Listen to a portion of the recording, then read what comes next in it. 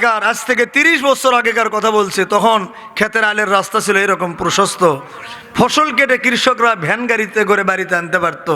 আর এখন পায়ে হেঁটে যাওয়ার কায়দা নাই, মনে হয় পুলসিরাতের রাস্তা বানায় ফেলছে। কথা কন ঠিক কিনা? সোজালগুলো কেটে কেটে বাঁকা বানায় ফেলে, আর ওই লোকগুলো মসজিদে গিয়ে আবার জোর গলায় কথা বলে। আসে না জোরে কন?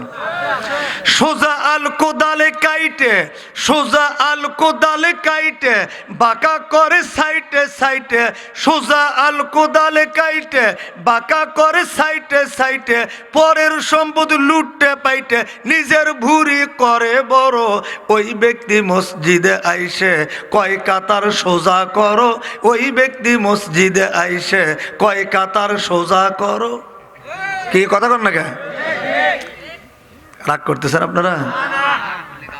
আল্লাহ পাক এই এলাকার সমস্ত আলকাটার কাটিং মাস্টারদেরকে আল্লাহ হিদায়াত দান করুক, বলুন আমিন। 1 নাম্বার চলে গেল।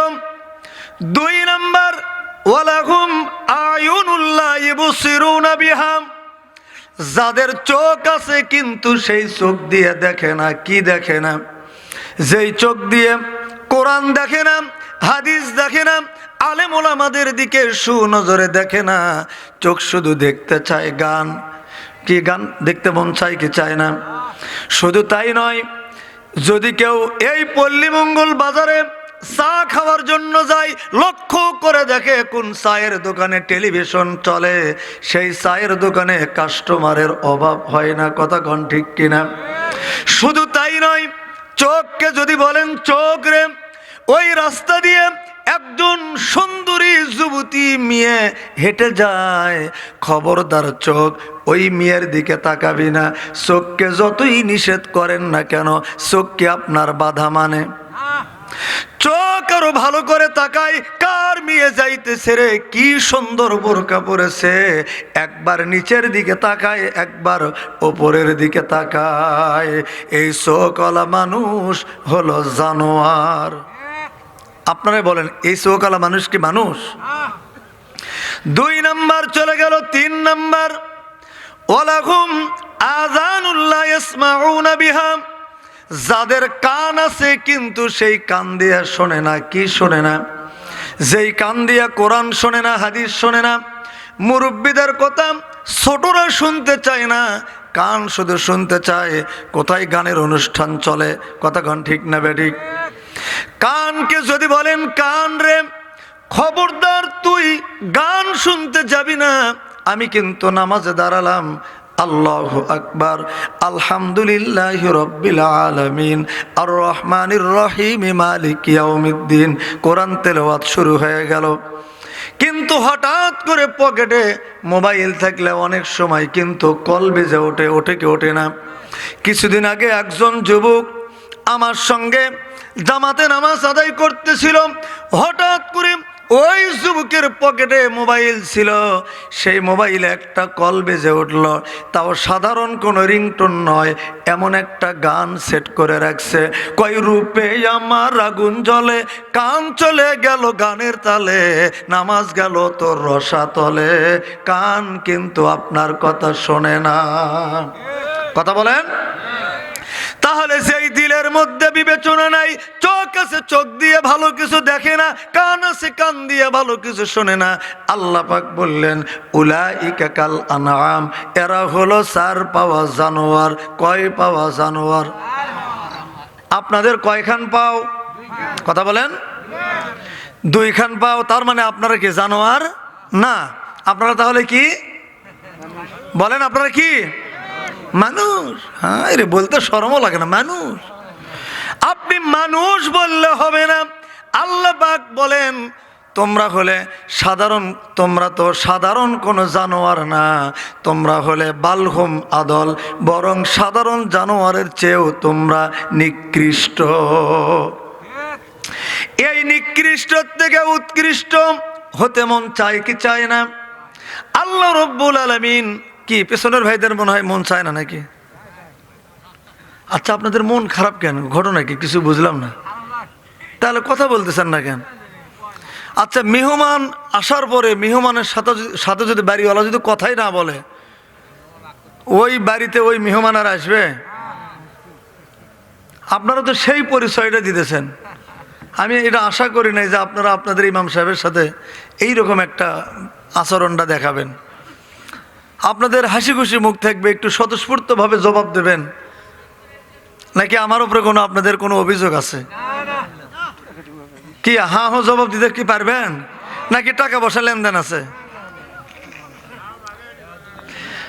আমার বন্ধুগণ, এই আল্লাহ রাব্বুল আলামিন কোরআনে কারীম শুরু করলেন সূরাতুল বাকারা দিয়ে।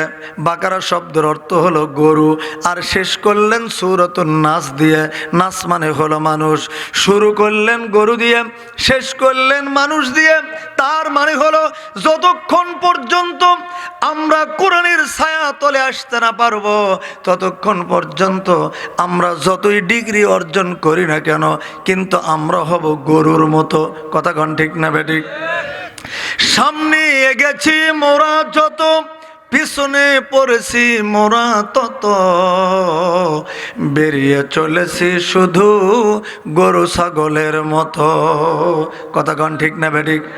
যখন কোরআনের ভিতরে ঢুকলাম, কোরআনের বিধিবিধানগুলো মেনে নিলাম, আল্লাহ পাক বললেন, বান্দারে তোমরা তো গরু হয়ে ঢুকেছো কোরআনের ভেতরে, আর সেখান থেকে বের হয়ে আসো মানুষ হয়ে। জোরে কোন সুবহানাল্লাহ। এই কথাটা বাংলাদেশের একজন শিল্পী নকুল কুমার বিশ্বাস, নাম শুনেছেন? হিন্দু না মুসলমান? উনি একটা গানের অনুষ্ঠানে, একটা অনুষ্ঠানে এই কথাটা এইভাবে, যেই কথাটা একটু আগে আমি আপনাদের কাছে জিজ্ঞেস করেছিলাম, নকুল কুমার বিশ্বাস একটা অনুষ্ঠানে এই কথাটা এইভাবে বলতেছিলেন, ঘোড়ার পেটে ঘোড়া জন্ম, গাধার পেটে গাধা, ঘোড়ার পেটে ঘোড়া জন্ম, গাধার পেটে গাধা, হনুমানের পেটে জন্ম হনুমান, মানুষের পেটে চাচা, মানুষ হয় না কেন? সাথে সাথে আমি জবাব দিয়েছি, ওদেরকে জন্মের পরে দিতে হবে কোরআনেরই জ্ঞান, তাছাড়া চালায়া খাইতে হবে ভ্যান। কি ঠিক না বেটা? জোরে কান। কি মন খারাপ করতেছেন আমার কথায়? আলোচনায় কি 10-15 মিনিট চলবে আমার? তাহলে যে আয়াত, এতক্ষণ আমরা গরুর মতো যারা ছিলাম কোরআনের বাইরে থাকার কারণে, এখন কোরআনের ভেতরে ঢুকলাম, এখান থেকে মানুষ হয়ে আমরা বাড়িতে চলে যাব। আল্লাহ কবুল করুক, বলুন আমিন। তো যে আয়াতখানা তেলাওয়াত করেছি, এই আয়াতের উপরেই এখন আলোচনা করব।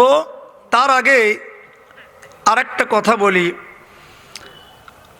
ইমানের কত দাম, ইমানের কত মূল্য, মানে একজন ইমানদার যদি একটা এলাকায় থাকে, ওই এলাকাবাসী কতটা ধন্য, এটা বুঝাইতে গিয়ে একটা ঘটনা বলবো। যেই ঘটনাটা এই পৃথিবীর ইতিহাসে একটা ঐতিহাসিক, একটা মর্মান্তিক করুণ ঘটনা ঘটেছিল। ঘটনাটা বলেই আমি ওই আয়াতটা তেলাওয়াত করব, আয়াতের তরজমা 10-15 মিনিট আলোচনা করব, এরপর মা বোনদের একটা হাদিস বলেই ইনশাল্লাহ বিদায় নেব। তার আগে যেহেতু ঘটনাটা শুরুই করব, তার আগে ঠোঁটে একটু গিরিস লাগায় নেই।